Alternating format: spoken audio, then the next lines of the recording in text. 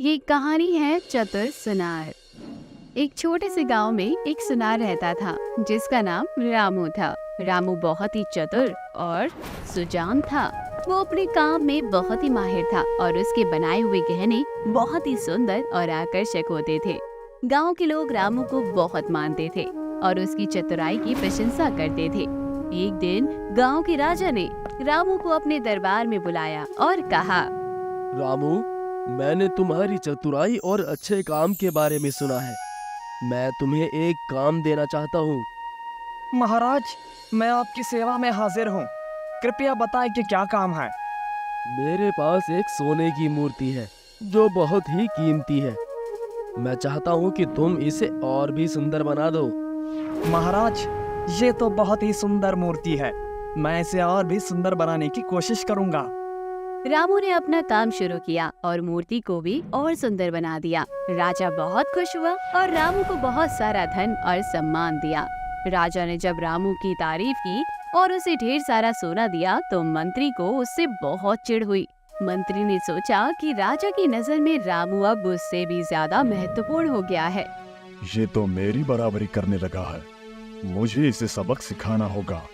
रामू, तुम्हारी चतुराई और कौशल ने मुझे बहुत प्रभावित किया है। तुम्हें ये सोना और सम्मान देते हुए मुझे बहुत खुशी हो रही है। महाराज, क्या आप सच में इस रामू को इतना सम्मान देना चाहते हैं?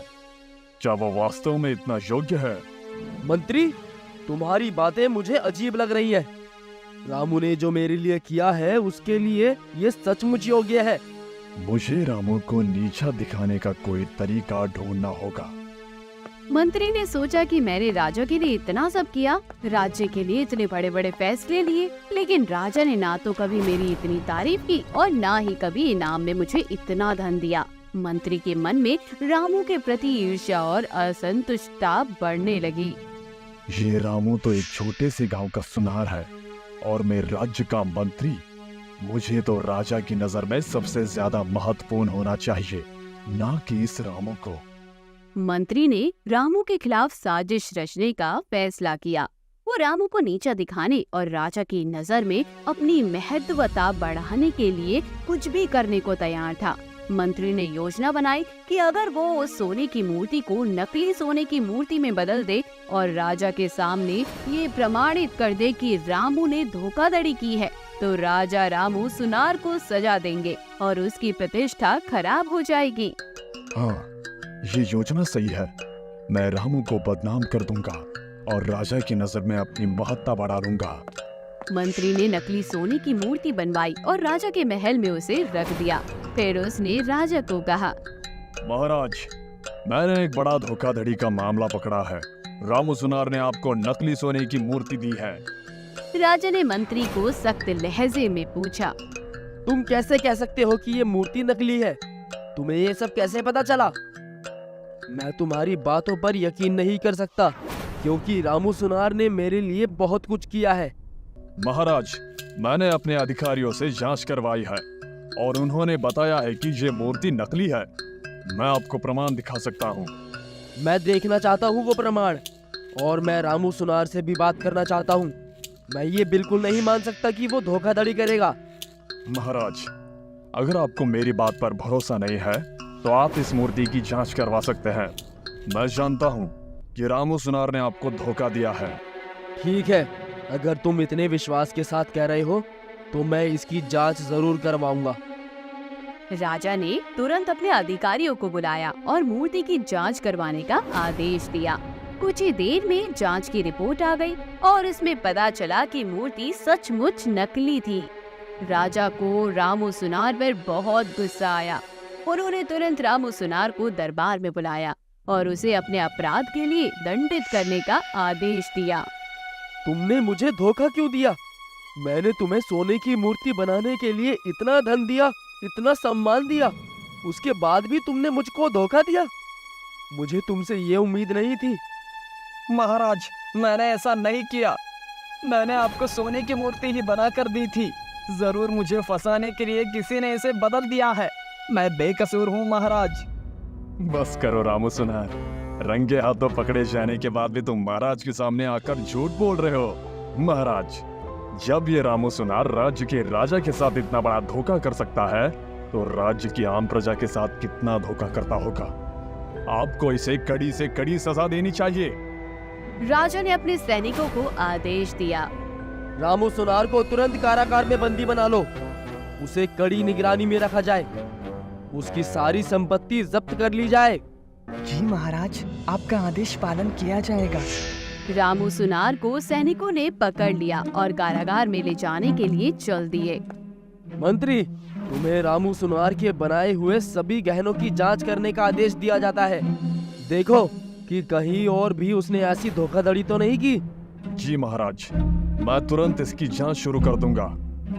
ओह, मैंने रामू सुनार को धोखे से फंसाया है और अब राजा ने उसे कारागार में बंद करने का आदेश दे दिया है। लेकिन अगर राजा के पास रामू सुनार द्वारा बनाए गए गांव वालों के गहने जांच के लिए आए तो मेरा झूठ पकड़ा जाएगा। अब मैं क्या करूं? मंत्री जी, आप इतने चिंतित क्यों हैं? आप इतने परेशान क्यों दिख रहे हैं? नहीं, कुछ नहीं। बस रामू सुनार के मामले की जांच में थोड़ा समय लग सकता है। लेकिन इस बात के लिए इतनी चिंता करने वाली क्या बात है?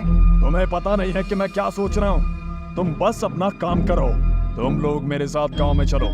हमें रामू सुनार द्वारा बनाए गए गहने लेने हैं। राजा का आदेश है कि सभी गहने उनके पास जमा कर दिए जाएं। मंत्री और सैनिक गांव में पहुंचे। मंत्री ने गांव वालों को इकट्ठा किया और उन्हें राजा का आदेश सुनाया। गांव वालों, राजा का आदेश है कि रामू सुनार द्वारा बनाए गए सभी गहने उनके पास जमा कर दिए जाए। तुम लोग अपने गहने हमें सौंप दो। लेकिन महाराज, ये गहने हमारे परिवार की अमानत है। हमें इनकी जरूरत है। राजा का आदेश है, इसलिए इन्हें तुम्हें सौंपना होगा। अगर तुमने नहीं दिए तो तुम्हें कारागार में डाल दिया जाएगा। गांव वाले डर गए और अपने गहने मंत्री को सौंप दिए। मंत्री गहने लेकर सैनिकों के साथ वापस महल की ओर चल दिया। रुको, हमें थोड़ा रुकना होगा। क्या हुआ मंत्री जी? क्या कोई समस्या है? सब कुछ ठीक तो है ना? हाँ, सब ठीक है, लेकिन मैं खुद इन गहनों की पोटली लूंगा।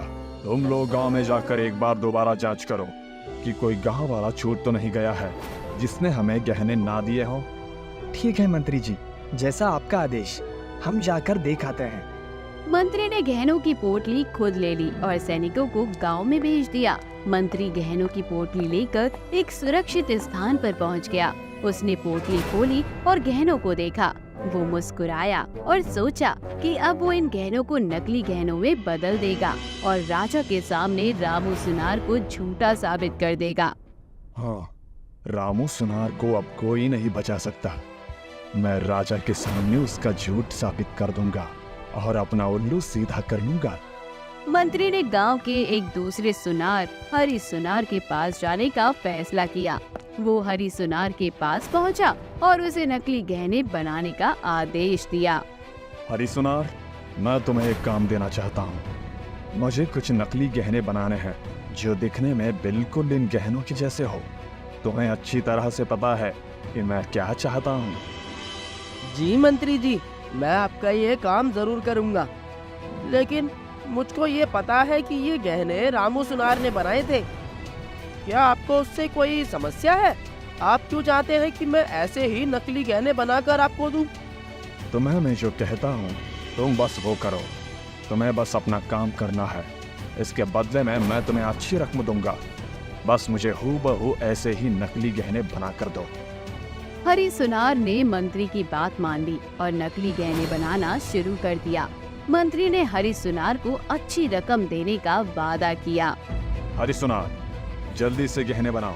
मुझे आज ही ये गहने राजा के पास राजमहल लेकर जाना है, वरना महाराज को मुझ पर शक हो जाएगा। लेकिन मंत्री जी, ये बहुत सारे गहने हैं। मैं अकेले इनको नहीं बना पाऊंगा। मुझे एक दिन में ये सारे गहने बनाने के लिए कुछ साथियों की जरूरत होगी। ये सारे गहने बनाने का काम तभी पूरा हो पाएगा। अच्छा ठीक है, तुम्हें जो भी साथी चाहिए ले लो, लेकिन उन लोगों को ही इस काम के लिए बुलाना जो तुम्हारे विश्वास योग्य हों। कुछ भी करो, बस मुझे जल्दी से गहने बना कर दे दो। जी मंत्री जी। हरी सुनार ने अपने कुछ साथियों को बुलाया और उन्हें नकली गहने बनाने का काम सौंपा। वो सभी मिलकर गहने बनाने लगे। कुछ समय बाद नकली गहने बनकर तैयार हो गए। हरी सुनार ने मंत्री को बुलाया और उन्हें गहने दिखाए। बहुत अच्छा काम किया है हरी सुनार। ये नकली गहने तो दिखने में हूबहू बिल्कुल इन नस्ली गहनों के जैसे ही लग रहे हैं। मैं तुम्हें इस काम की अच्छी रकम दूंगा। अब मैं ये गहने राजा के पास लेकर जाऊंगा और तुम्हारा इनाम देने के लिए जल्द ही तुम्हारे पास लौटूंगा। जी मंत्री जी, आपका बहुत बहुत धन्यवाद। लेकिन मुझको ऐसा लगता है कि आप रामू सुनार के साथ अन्याय कर रहे हैं। तुम बस अपने आप से मतलब रखो। मैं जानता हूँ कि मैं क्या कर रहा हूँ। तुम्हें मुझे ज्यादा ज्ञान देने की जरूरत नहीं है। मंत्री असली गहनों को लेकर अपने घर की ओर चल दिया। उसने उन्हें एक खुफिया जगह पर छिपा दिया, जहाँ कोई भी उन्हें नहीं ढूंढ सकता था। अब इन गहनों का उपयोग अपने फायदे के लिए मैं कर सकता हूँ। रामू सुनार को अब कोई नहीं बचा सकता। इसके बाद मंत्री नकली गहनों को लेकर राजा के पास पहुंच गया। वो राजा के सामने खड़ा हो गया और नकली गहनों को दिखाने लगा। महाराज, ये गहने रामू सुनार ने गांव वालों के लिए बनाए थे, लेकिन ये गहने भी उस मूर्ति की तरह ही नकली है। क्या ये नकली है? लेकिन तुमको ये कैसे पता चला? महाराज, मैंने इन गहनों की जांच करवाई है। ये नकली है। रामू सुनार ने हमारे साथ साथ सभी गांव वालों को भी धोखा दिया है। रामू सुनार कारागार में बंदी बनकर बैठा था। वो अपनी बेगुनाही साबित करने के लिए तरस रहा था, लेकिन मंत्री की चालाकी के कारण उसकी कोई सुनवाई नहीं हो रही थी। मैंने तो सब गहने असली सोने के बनाए थे, फिर वो नकली कैसे हो गए? आखिर कौन है जो मुझे फंसाना चाहता है? रामू सुनार को अपनी इन बातों का कोई जवाब नहीं मिल रहा था। कारागार में रामू सुनार को एक अन्य कैदी मिला। वो एक बूढ़ा आदमी था जो कई सालों से कारागार में बंद था। बेटा, तुम यहाँ क्यों आए हो? मुझे नकली सोने की मूर्ति बनाने के झूठे इल्जाम में फंसाया गया है। मैंने राजा के लिए सोने की मूर्ति बनाई थी और गांव वालों के लिए सोने के गहने बनाए थे, लेकिन मंत्री ने उन्हें नकली बता दिया। और तो और वो भी साबित हो गया कि सचमुच वो मूर्ति और गहने नकली है। लेकिन मुझे समझ नहीं आ रहा कि आखिर ऐसा हुआ तो हुआ कैसे। तुम मानो या ना मानो, लेकिन बेटा, वो मंत्री बहुत ज्यादा चालाक है। वो अपने फायदे के लिए किसी को भी फंसा सकता है। लेकिन मैंने कुछ नहीं किया है। मैं बेगुनाह हूँ और आखिर मंत्री को मुझे फंसाकर क्या मिलेगा? मंत्री को ये बिल्कुल भी बर्दाश्त नहीं है कि उसके होते हुए राजा किसी और की प्रशंसा करे या फिर उसको इनाम दे। जरूर उसको ही तुमसे ईर्ष्या हुई है, जिसके कारण तुम्हारे साथ उसने ऐसा किया है। रामू सुनार ने बूढ़े कैदी की बात सुनी और उसने मंत्री की चालाकी को उजागर करने का फैसला किया। वो अपनी बेगुनाही साबित करने के लिए अच्छी तरकीब सोचने लगा। रामू सुनार ने राजा को बताने की बहुत कोशिश की कि मंत्री ने उसे फंसाया है, लेकिन मंत्री ने उसकी बात राजा तक पहुंचने नहीं दी। इसी बीच कुछ दिन बाद हरी सुनार मंत्री से मिलने राजमहल के बाहर आया। हरी सुनार राजमहल के बाहर इसलिए आया था कि वो मंत्री से मिलकर उससे नकली गहने बनाने के पैसे ले सके।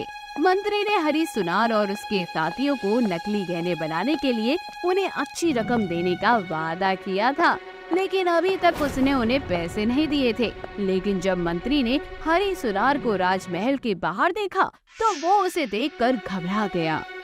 तुम्हारा दिमाग खराब हो गया क्या हरी सुनार? आखिर तुम राजमहल के बाहर क्या कर रहे हो? तुम यहाँ पर मुझसे मिलने के लिए क्यों आए हो? मंत्री जी, हमने आपके लिए नकली गहने बनाए, अब हमें हमारी रकम दे दीजिए। मैं बस आपके पास हमारे पैसे लेने के लिए ही आया हूँ। ठीक है हरी सुनार, मैं तुम्हें तुम्हारे पैसे दे दूंगा। मैं कहीं भागा थोड़ी ना जा रहा हूँ। तुम्हें बस कल तक का इंतजार करना होगा। उसके बाद मैं तुम्हारे पैसे देने के लिए खुद तुम्हारे पास आऊंगा। ठीक है मंत्री जी, आप कहते हैं तो आपकी बात मैं मान लेता हूँ। मंत्री ने हरी सुनार को पैसे देने का आश्वासन दिया और हरी सुनार उसकी बात मानकर वहाँ से चला गया। अगर मैंने हरी सुनार को पैसे दिए तो इसमें मेरा बहुत घाटा हो जाएगा। मुझे कुछ और सोचना होगा। मंत्री ने सोचा कि वो हरी सुनार को नकली सोने के सिक्के दे सकता है, इससे उसका भी घाटा नहीं होगा और हरी सुनार उससे पैसे मांगने के लिए दोबारा राजमहल भी नहीं आ पाएगा। 2 दिन बाद मंत्री हरी सुनार के घर गया। उसने एक छोटी पोटली ले जाकर हरी सुनार को दे दी। ये लो हरी सुनार, तुम्हारे पैसे। अच्छी तरह से गिन लो। तुमने मुझसे काम के लिए जितने सोने के सिक्के मांगे थे, तुम्हारे लिए पूरे उतने सिक्के लेकर आया हूँ। नहीं मंत्री जी, मुझे आप पर पूरा भरोसा है। मुझे सोने की सिक्के गिनने की कोई आवश्यकता नहीं है। हरी सुनार ने पोटली को खोला और उसमें सोने के सिक्के देखे। वो बहुत खुश हो गया, लेकिन उसने ध्यान नहीं दिया कि अधिकांश सिक्के नकली है। केवल 2-3 सिक्के ही उसमें असली थे। धन्यवाद मंत्री जी, आपका बहुत बहुत धन्यवाद। नहीं नहीं, ये तो तुम्हारा हक है। तुमने मेरे लिए बहुत अच्छा काम किया है ना, तो उसके बदले तुम्हें तुम्हारा इनाम तो मिलना ही था। अच्छा चलो, अब मैं चलता हूँ, लेकिन एक बात का ध्यान रखना, आज के बाद फिर कभी राजमहल के बाहर मुझसे मिलने मत आना। जी मंत्री जी, मुझे मेरे पैसे मिल गए हैं, तो अब मैं राजमहल के बाहर आकर क्या करूँगा? हरी सुनार ने मंत्री को अलविदा कहा और मंत्री वहाँ से चला गया। मंत्री हरी सुनार को नकली सोने के सिक्के देखकर बहुत खुश था। वो अपनी चालाकी पर गर्व कर रहा था। मैंने हरी सुनार को नकली सोने के सिक्के देकर बहुत अच्छा काम किया है। वो कभी नहीं समझ पाएगा कि ये सिक्के नकली है। बेवकूफ कहीं का। उसने सोच भी कैसे लिया कि मैं उसे इस छोटे काम के लिए इतना बड़ा इनाम दूंगा। लेकिन तभी कारागार में कैद रामू सुनार के दिमाग में एक बात आई। अगर किसी ने मेरी असली सोने की मूर्ति और असली सोने के गहने को नकली मूर्ति और नकली गहनों से बदला है, तो जरूर किसी ने उन्हें बनाया होगा। वो जो भी है, अकेला इस काम को नहीं कर सकता। वो किसी और की मदद जरूर ले रहा है। मुझे ये बात राजा तक पहुंचानी होगी। रामू सुनार ने एक पहरेदार से एक कागज और कलम मांगा। पहरेदार ने उसे कागज और कलम दे दिया। रामू सुनार ने कागज पर ये सब कुछ लिखा और वो खत पहरेदार को देते हुए कहा, इस खत को राजा तक पहुंचा दो, लेकिन एक बात का ध्यान रखना, ये खत किसी और के हाथ ना लगने पाए। ठीक है, मैं इसे राजा तक पहुंचा दूंगा। पहरेदार ने रामू सुनार की बात मानी और कागज को अपने सीने में छुपा लिया। वो राजा के राजा महल में गया और राजा के पास खड़े उनके सेवक को खत दे दिया। राजा ने सेवक को भी खत पढ़ने के लिए कहा। सेवक ने खत पढ़ा और राजा को दे दिया। क्या ये सच हो सकता है? महाराज, मुझे नहीं पता, लेकिन आप इस सच्चाई का पता लगा सकते हैं। राजा ने सोचा कि क्या सचमुच रामू सुनार बेगुनाह है। रामू सुनार को बुलाओ और उसे ये संदेश दो कि अगर ये सच है तो हम उसको अपनी बेगुनाही साबित करने का मौका देते हैं। वो सैनिकों के साथ जाए और अपनी बेगुनाही साबित करने के लिए जो कर सकता है करे। सेवक ने राजा का संदेश रामू सुनार को दिया। रामू सुनार खुश हो गया और सैनिकों के साथ जाने के लिए तैयार हो गया। धन्यवाद महाराज, मैं अपनी बेगुनाही साबित करूंगा। हम आपकी बेगुनाही की जांच करेंगे। अगर आप सच कह रहे हैं तो हम आपको न्याय दिलाएंगे। रामू सुनार सैनिकों के साथ अपनी बेगुनाही साबित करने के लिए निकल पड़ा। रामू सुनार सैनिकों के साथ गांव के सभी सुनारों के पास गया और उनसे पूछताछ की। लेकिन जब हरी सुनार के पास पूछताछ के लिए गए तो वो बहुत डर गया। हरी सुनार, मैं तुमसे कुछ पूछना चाहता हूँ।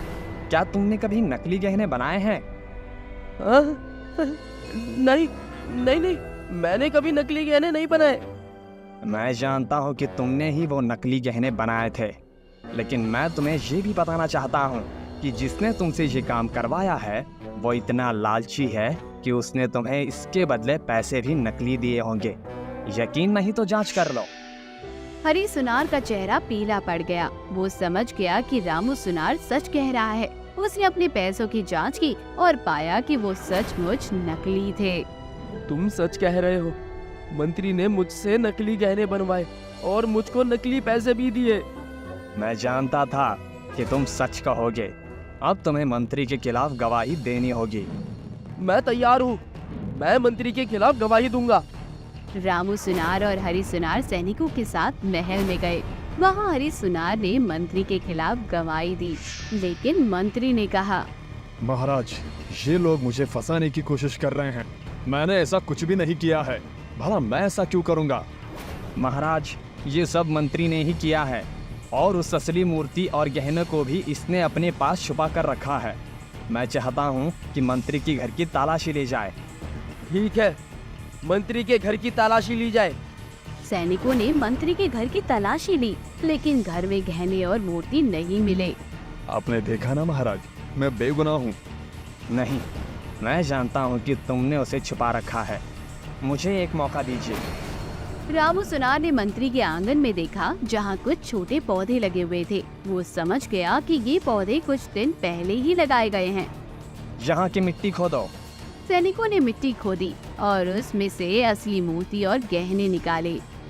देख लिया महाराज, मंत्री ने सचमुच इन्हें छुपाकर ऐसी जगह रखा था जहाँ कोई इन्हें ढूंढ न सके। तुमने इतना बड़ा अपराध किया और फिर तुमने उसको छुपाने की कोशिश की, लेकिन तुम्हारी चालाकी काम नहीं आई।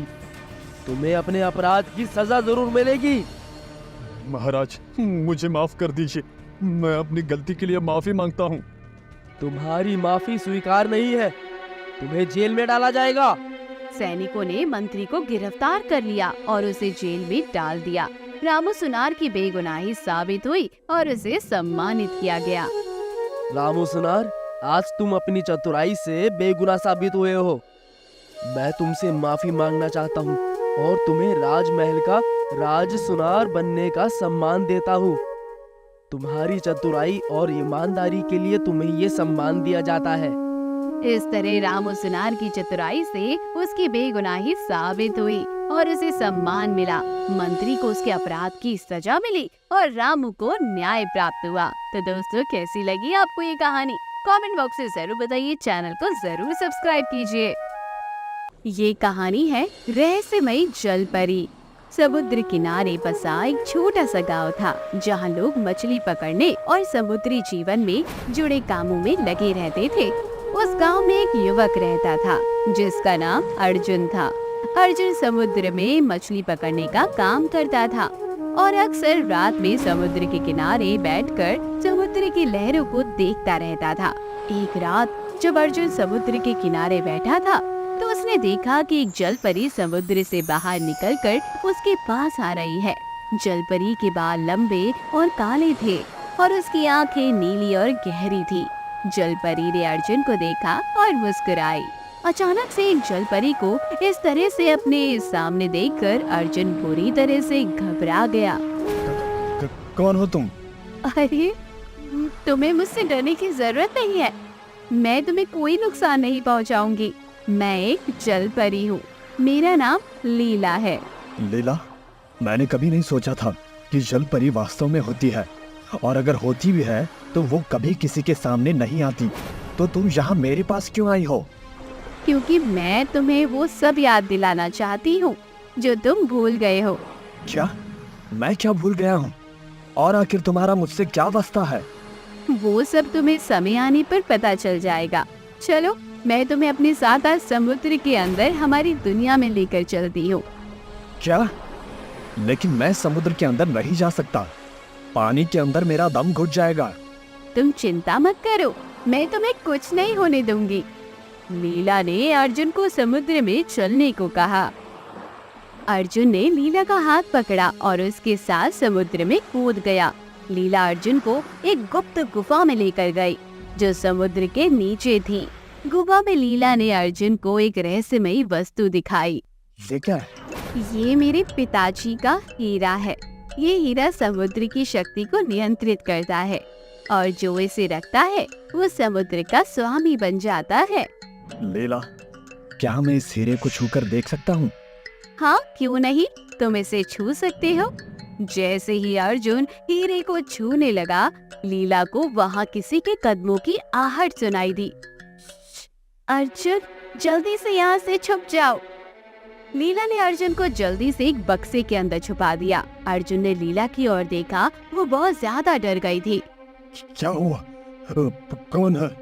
मुझे नहीं पता, लेकिन यहाँ कोई आ रहा है। तुम्हें छुपना होगा, थोड़ी देर शांत रहो। अर्जुन ने लीला की बात मान ली और बक्से के पीछे छिप गया। लीला वहाँ शांति से खड़ी हो गई।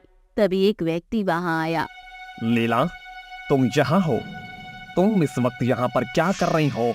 मुझे नींद नहीं आ रही थी, इसलिए मैं बस यहाँ टहलने के लिए आ गई थी। मैंने तुम्हें कितनी बार कहा है कि तुम इस समय अपने कमरे से बाहर मत निकला करो। जाओ और अपने कमरे में जाकर सो जाओ। रात बहुत हो गई है, तो आप भी मेरे साथ चलिए और अपने कक्ष में जाकर सो जाइए। ठीक है, चलो। लीला काविन को उसके कक्ष में ले गई। थोड़ी देर बाद उसने एक गर्म दूध के गिलास में नींद की दवाई मिला दी और काविन के कक्ष में रख दी। मैं आपके लिए गर्म दूध लेकर आई हूँ, इससे आपको अच्छी नींद आएगी। काविन ने तो दूध पी लिया और नींद की दवाई के असर से वो गहरी नींद में सो गया। उसके सोते ही लीला जल्दी से अर्जुन के पास आई। अर्जुन, अब तुम आ सकते हो, काविन सो गया है। अर्जुन बक्से के पीछे से निकलकर लीला के पास आया। शुक्र है तुम आ गई। इस बक्से के पीछे छिपे हुए मेरे तो पैर दर्द करने लगे थे।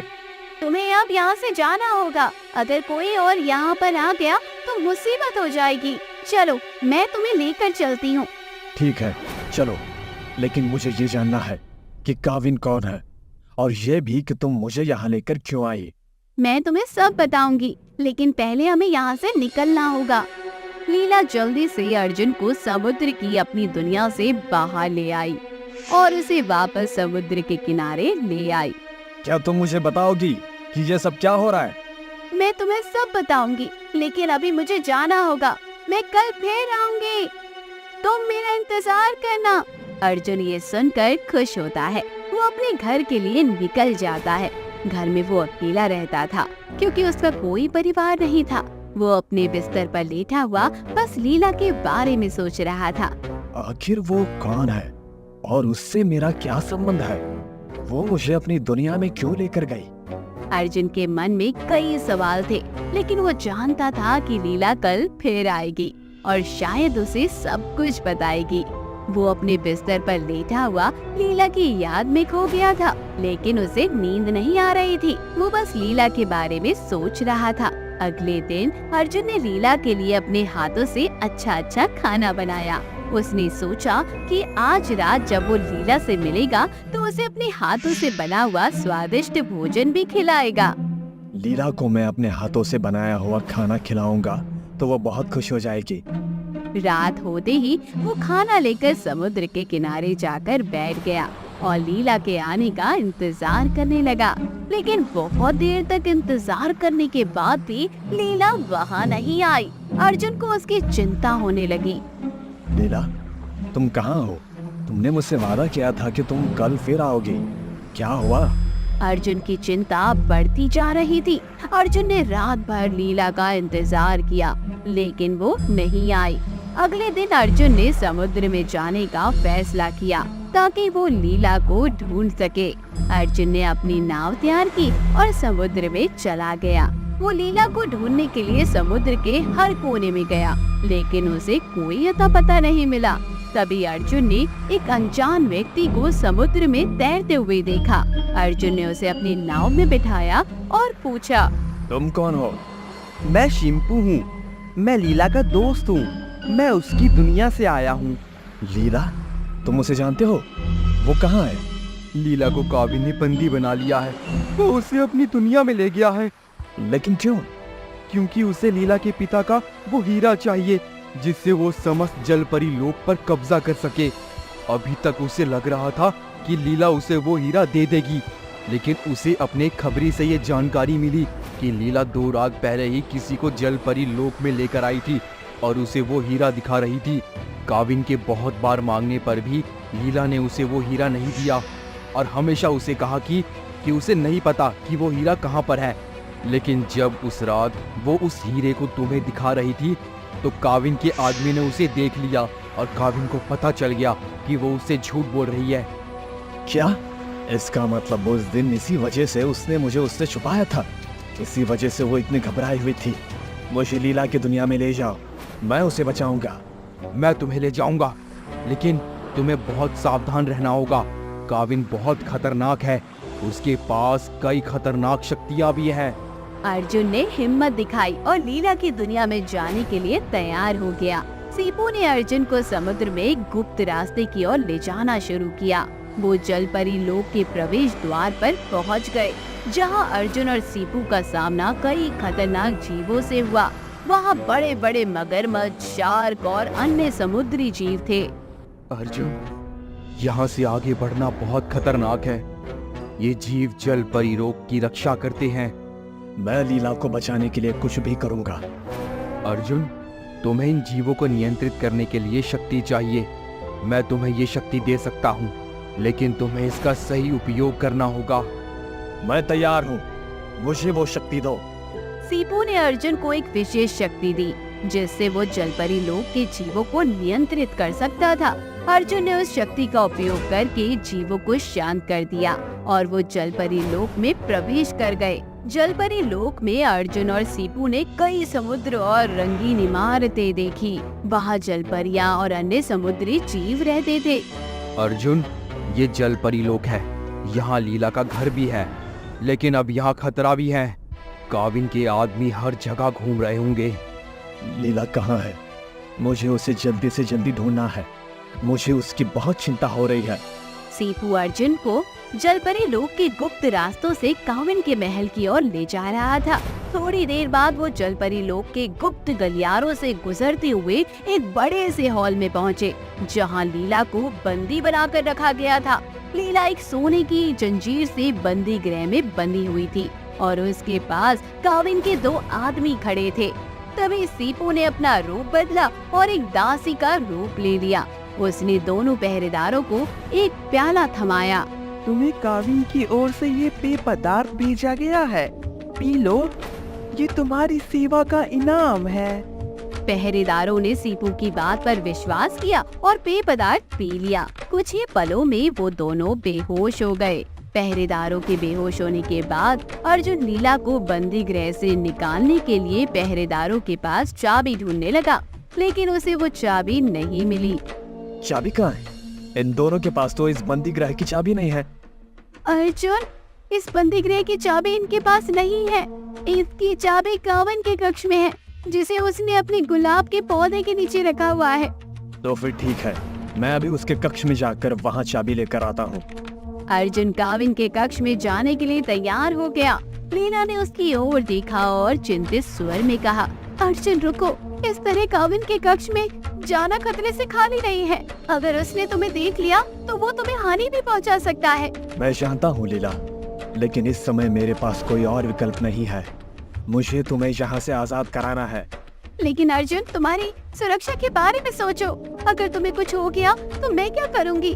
काविन के कक्ष में जाने के लिए हमें कुछ सोचना होगा। सब काविन के कक्ष में जाने के लिए योजना सोचने लगते हैं। तभी अर्जुन लीला से कहता है, लीला, तुम्हारे पास तो जादुई शक्तियाँ हैं। तुम मुझे अपनी जादुई शक्तियों से एक छोटा लेकिन शक्तिशाली चूहा बना दो। मैं चूहे के रूप में उसके कक्ष में जाऊंगा और गमले के नीचे से चाबी निकाल कर ले आऊंगा। अरे हाँ, ये ठीक रहेगा। मैं तुम्हें अपनी शक्तियों से एक चूहा बना देती हूँ, लेकिन फिर भी तुम जरा सावधानी से उसके कक्ष में जाना। लीला ने अपने जादू से अर्जुन को एक छोटा मगर शक्तिशाली चूहा बना दिया। अर्जुन चूहे के रूप में काविन के कक्ष में जाता है। जैसे ही काविन थोड़ी देर के लिए अपने कक्ष से बाहर आता है, वैसे ही अर्जुन गमले के नीचे से चाबी लेकर आ जाता है। वहाँ वापस आते ही अर्जुन अपने असली रूप में आ जाता है। वो लीला और सीपू की ओर देखते हुए कहता है, मिल गई चाबी। अब हम लीला को बंदी गृह से निकाल सकते हैं। अर्जुन, तुम सच में बहुत बहादुर हो। अर्जुन ने चाबी से बंदी गृह का ताला खोला और लीला को बाहर निकाल दिया। अब हमें जल्दी यहाँ से निकलना होगा और काविन को खत्म करने के लिए योजना बनानी होगी। वो बहुत शातिर है। अगर एक बार वो मेरे पिता के हीरे तक पहुँच गया तो वो सब नष्ट कर देगा। तुम्हारे पास तो इतनी जादुई शक्तियाँ हैं लीला, तुम काविन का अंत क्यों नहीं कर देती? काविन का अंत सिर्फ इस जलपरी लोक का असली सम्राट ही कर सकता है। मैं उसका अंत नहीं कर सकती। फिर तो हमें मदद के लिए जलपरी लोक के सम्राट के पास जाना चाहिए। हमें इस तरह यहाँ अपना समय व्यर्थ नहीं करना चाहिए। जल्दी चलो। लीला और सीपू दोनों अर्जुन की ओर देखते हैं। अर्जुन को कुछ समझ नहीं आता। वो उनसे पूछता है, तुम दोनों मुझे इस तरह क्यों देख रहे हो? जल्दी से जलपरी लोक के सम्राट के पास ले चलो। जलपरी लोक का सम्राट तो हमारे साथ ही है, बस वो अपनी शक्तियों को भूल गया है। क्या मतलब? कौन है जलपरी लोक का सम्राट? तुम ही जलपरी लोक के सम्राट हो अर्जुन। लीला की बात सुनकर अर्जुन चौंक जाता है और उसकी आंखें आश्चर्य में फैल जाती है। ये कैसे संभव है? मैं तो पृथ्वी पर रहने वाला एक आम इंसान हूँ। लगता है तुम्हें कोई गलतफहमी हो गई है। मैं जलपरी लोक का सम्राट नहीं हूँ। अर्जुन, तुम्हें याद नहीं कि तुम कौन हो? तुम्हारी खोई हुई याददाश्त को मैं तुम्हें याद दिलाऊंगी। तुम्हारे पिता ने तुम्हें जलपरी लोक का सम्राट बनाया था, लेकिन काविन के हमले में तुम्हारी याददाश्त चली गई थी। मेरे पिता? काविन का हमला? मुझे कुछ भी याद नहीं है। अर्जुन, तुम्हारी याददाश्त वापस आने के लिए मुझे तुम्हारे साथ समय बिताना होगा। मैं तुम्हें तुम्हारे अतीत को याद दिलाऊंगी। तुम्हारे पिता का नाम राजा विक्रम था और तुम्हारा नाम राजकुमार अर्जुन था। तुम जलपरी लोक के सम्राट हो और तुम्हारी शक्तियाँ तुम्हें वापस मिलेंगी। लीला, मुझे सब कुछ जानना है। सब कुछ बताओ मुझे। अर्जुन, तुम्हारे पिता और मेरे पिता बचपन से ही अच्छे मित्र थे। वो हमेशा एक दूसरे की मदद करते थे। जब हम बड़े हो गए तो हमारी मित्रता भी बढ़ी। हम एक दूसरे के साथ खेलते थे, एक दूसरे के साथ पढ़ते थे। हमारी मित्रता धीरे धीरे प्रेम में बदल गई। और फिर हमने अपने परिवार को बताया। हाँ, तुमने अपने पिता को बताया और उन्होंने मेरे पिता से बात की। हमारे परिवारों ने हमारे विवाह के लिए मंजूरी दी, लेकिन काविन हमारे लोक के हीरे को पाना चाहता था, जो हमारी शक्तियों का स्रोत है। वो हमारे लोक को नियंत्रित करना चाहता था और हमारे लोगों को अपने अधीन करना चाहता था। इसलिए वो मुझसे विवाह करना चाहता था ताकि वो हमारे लोक का सम्राट बन सके। वो विवाह का प्रस्ताव लेकर मेरे पिता के पास आया, लेकिन मेरे पिता ने उसके साथ मेरा विवाह करने के लिए मना कर दिया और उसे बताया कि मेरा विवाह तुम्हारे साथ तय हो चुका है। उसे ये बात बर्दाश्त नहीं हुई और उसने तुम्हारे राज्य पर आक्रमण कर दिया। फिर क्या हुआ? अर्जुन, अब काविन ने तुम्हारे राज्य पर आक्रमण किया तो वो तुम्हें मारना चाहता था, लेकिन तुम्हारी अच्छाइयों और जलपरी लोक के लिए तुम्हारी सेवा के कारण जलपरी लोक के देवता ने तुम्हें अमरता का वरदान दिया था। अमरता का वरदान? हाँ अर्जुन, इसलिए काविन तुम्हारा अंत नहीं कर पा रहा था। वो तुम्हें मारने में असमर्थ था, इसलिए उसने अपनी जादुई शक्तियों का इस्तेमाल करके तुम्हारी याददाश्त को मिटा दिया और तुम्हें जलपरी लोक से दूर पृथ्वी लोक पर छोड़ दिया। मुझे कुछ भी याद नहीं है, लेकिन मैं तुम पर विश्वास करता हूँ। मुझे अपनी याददाश्त वापस पानी होगी। मुझे जलपरी लोक को बचाना होगा। मुझे काविन को हराना होगा। अर्जुन, मैं तुम्हारे साथ हूँ। हम जलपरी लोक को बचाएंगे और काविन को हराएंगे। तुम्हारी याददाश्त जल्द ही वापस आएगी। लीला ने अपनी आंखें बंद की और कुछ मंत्र बोले, जिससे कमरे में एक चमकती हुई रोशनी फैल गई। तभी उसके सामने एक चमकता हुआ संदूक आकर रुका। लीला ने संदूक खोला और अर्जुन को दिखाया कि उसमें एक सोने का मुकुट था। ये जलपरी लोक का राज मुकुट है। ये तुम्हारी शक्तियों को वापस दिलाएगा और तुम्हारी याददाश्त भी वापस लौटाएगा। अर्जुन ने मुकुट को उठाया और उसे अपने सिर पर रखा। जैसे ही उसने मुकुट पहना, उसके शरीर में एक चमकती हुई ऊर्जा फैल गई। अर्जुन की आंखें चमकने लगी। उसने अपने अतीत की यादें वापस प्राप्त कर ली। लीला, मुझे सब कुछ याद आ गया है। मैं जलपरी लोक का राजकुमार हूँ और मुझे अपने लोक को बचाना होगा। मैं अब उस काविन को नहीं छोड़ूंगा। अर्जुन, काविन को हराना इतना आसान नहीं है। वो बहुत ही मायावी और शक्तिशाली है। उसे हराने के लिए तुम्हें जलपरी लोक के देवता का आशीर्वाद चाहिए। तब तो हमें जलपरी लोक के देवता के मंदिर जाना होगा। हाँ, हमें जलपरी लोक के देवता के मंदिर जाना होगा। वहीं हमें उनका आशीर्वाद मिलेगा। वो सब जलपरी लोक के देवता के मंदिर जाने के लिए निकल जाते हैं। मंदिर पहुंचने के बाद वो अपनी आंखें बंद करके जलपरी लोक के देवता का ध्यान करते हैं। हे जलपरी लोक के देवता, हम आपकी शरण में आए हैं। हमें काविन को हराने के लिए आपका आशीर्वाद चाहिए। जलपरी लोक के देवता, हम आपकी शक्ति के समक्ष नतमस्तक हैं। हमें आपका आशीर्वाद चाहिए। जलपरी लोक के देवता उनके सामने प्रकट होते हैं। उनकी चमकती हुई रोशनी से मंदिर भर जाता है। तुम्हारी भक्ति और समर्पण से मैं प्रसन्न हुआ हूँ। मैं तुम्हें आशीर्वाद दूंगा। तुम काविन को हरा सकते हो, लेकिन तुम्हें अपनी शक्तियों का सही तरीके से उपयोग करना होगा। जलपरी लोक के देवता ने अर्जुन को एक बहुत ही बड़ी सोने की तलवार देते हुए कहा, अर्जुन, ये जलपरी लोक की शक्तिशाली तलवार है। इसे महाजल कहा जाता है। ये तलवार काविन के लिए बनाई गई है।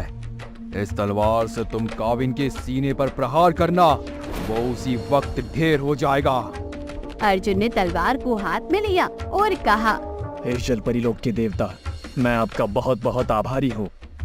अर्जुन, तुम्हारी शक्ति और इस तलवार की शक्ति से तुम काविन को आसानी से हरा सकते हो, लेकिन तुम्हें सावधान रहना होगा। काविन बहुत मायावी है, वो तुम्हें धोखा देने की कोशिश करेगा। वो तलवार लेकर अर्जुन और लीला वहाँ से निकल जाते हैं और जाकर काविन के राज्य पर हमला कर देते हैं। अर्जुन अकेले ही काविन की पूरी सेना का सामना करता है और अपनी तलवार की शक्ति से उन्हें मार देता है, हरा देता है। काविन की सेना अर्जुन के सामने हार जाती है। अब काविन अकेला रह जाता है और उसे अर्जुन से युद्ध करना ही पड़ता है। अर्जुन, तुम मुझे नहीं हरा सकते। मैं जलपरी लोक का सबसे शक्तिशाली राजा हूँ।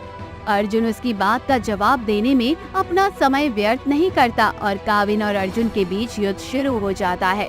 दोनों एक दूसरे पर हमला करते हैं, लेकिन अर्जुन की तलवार की शक्ति काविन के सभी हमलों को विफल कर देती है। काविन गुस्से में आकर अर्जुन पर एक शक्तिशाली हमला करता है, लेकिन अर्जुन तैयार होता है और काविन के हमले को विफल कर देता है। बहुत देर तक उन दोनों का युद्ध चलता है। दोनों एक दूसरे पर शक्तिशाली हमले करते हैं, लेकिन अर्जुन की तलवार की शक्ति और जलपरी लोक के देवता का आशीर्वाद अर्जुन को मजबूत बनाता है। तभी अर्जुन काविन के सीने पर अपनी तलवार से बहुत शक्तिशाली प्रहार करता है। तलवार काविन के सीने के आर पार हो जाती है और उसका शरीर राख के ढेर में बदल जाता है। युद्ध खत्म होने के बाद अर्जुन लीला से विवाह कर लेता है और जलपरी लोक का सम्राट बन जाता है। जलपरी लोक के सभी निवासी अर्जुन और लीला के विवाह की खुशी में जश्न मनाते हैं। सम्राट अर्जुन और रानी लीला का राज्याभिषेक समारोह जलपरी लोक में भव्य तरीके से आयोजित किया जाता है। जलपरी लोक के देवता भी इस अवसर पर उपस्थित होते हैं और अर्जुन और लीला को आशीर्वाद देते हैं। उस दिन के बाद जलपरी लोक पर कोई भी खतरा नहीं आता और अर्जुन अपनी रानी जलपरी लीला के साथ खुशी से अपना जीवन व्यतीत करता है। वो दोनों जलपरी लोक को एक स्वर्ग बना देते हैं, जहाँ सभी निवासी शांति और समृद्धि से जीवन व्यतीत करते हैं। तो दोस्तों, कैसी लगी आपको ये कहानी? कमेंट बॉक्स में जरूर बताइए। चैनल को जरूर सब्सक्राइब कीजिए।